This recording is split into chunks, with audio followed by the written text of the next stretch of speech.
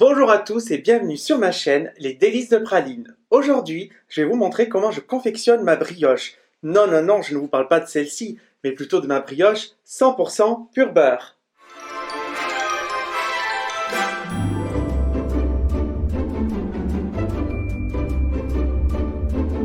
Pour cette recette, nous aurons besoin de 250 g de farine, 60 g de sucre, une pincée de sel, un sachet de levure de bière déshydratée, un petit peu de lait, 3 œufs, plus 1 pour le badigeonnage et bien entendu 125 g de beurre mou.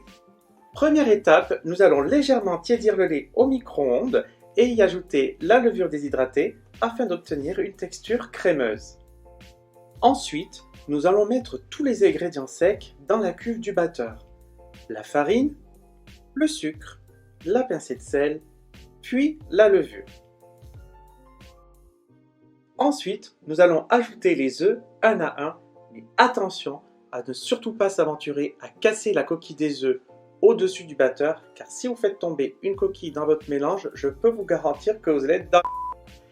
De ce fait, je vous conseille de les casser un à un dans un ramequin et ensuite de les mettre dans votre pâte. Ainsi, vous allez éviter toute chute de coquilles. Maintenant que notre mélange ressemble à une pâte, nous allons ajouter le beurre mou petit à petit et mélanger jusqu'à obtenir une pâte bien homogène. Si la pâte est trop molle, rajoutez un petit peu de farine. Si elle est trop ferme, rajoutez un peu de lait.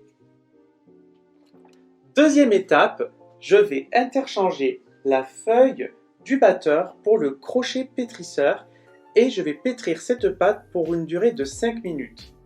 Le pétrissage va permettre d'étirer les gluten et rendre cette pâte bien élastique et c'est ce qui va différencier une pâte à brioche d'une pâte à gâteau. Une fois le pétrissage terminé, nous allons recouvrir la pâte avec un film plastique ou un torchon pour éviter qu'elle dessèche pendant sa première pousse. Tout simplement la faire lever dans un endroit à température ambiante, hors des courants d'air, pour une durée minimum de 2 heures. Maintenant que notre pâte à brioche a doublé de volume, un petit peu comme moi à la fin du confinement, nous allons rompre la pâte. La rompre consiste à la rabattre sur elle-même pour chasser tout le gaz carbonique qu'elle a pu emmagasiner pendant la fermentation et après quoi nous allons faire une deuxième poussée, mais cette fois-ci dans le frigo. Pourquoi ? Parce que la pâte sera beaucoup plus facile à travailler et également ça va lui permettre de développer tous ses arômes. Troisième étape, le façonnage. Maintenant que votre brioche a pris le temps de reposer pour un minimum de 2 heures au frigo, elle est beaucoup plus facile à travailler. Vous pouvez lui donner toutes sortes de formes souhaitées. En général, les gens font des boules ou ils les mettent dans un moule à charlotte. Dans ce cas-ci, moi, je ferai une tresse. Pour la cuisson, je vais utiliser un moule à cake que je vais généreusement beurrer puis fariner. Je vous conseille de mettre dans le fond un morceau de papier sulfurisé pour être certain que ça ne colle pas. Ensuite, on va fariner généreusement notre poste de travail, couper notre pâte à brioche en 3 morceaux égaux et les rouler en boudin. On les tresse et on enlève le surplus de farine. Ensuite, vous mettez votre tresse dans le moule et vous n'oubliez pas de badigeonner avec un jaune d'œuf. Le badigeonnage va permettre non seulement de lui donner son côté brillant, mais surtout va empêcher la pâte de dessécher pendant la cuisson. Maintenant, c'est l'heure de la cuisson. Nous allons enfourner notre brioche dans un four préchauffé à 200 degrés et on va la mettre pour à peu près 30 minutes. Certains fours, il faudra peut-être mettre un petit peu moins et d'autres un petit peu plus, ça dépend de votre four.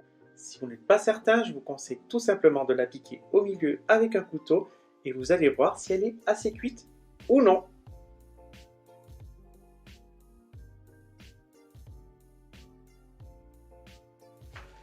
Et voilà notre chef-d'œuvre, elle est enfin prête, regardez comme elle est belle, elle est moelleuse, elle est tendre, elle brille sur le dessus.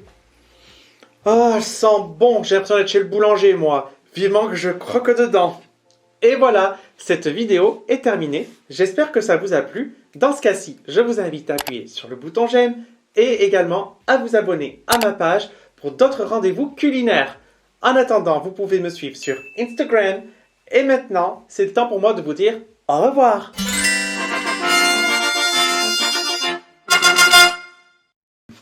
En plus, elle est trop bonne, quoi.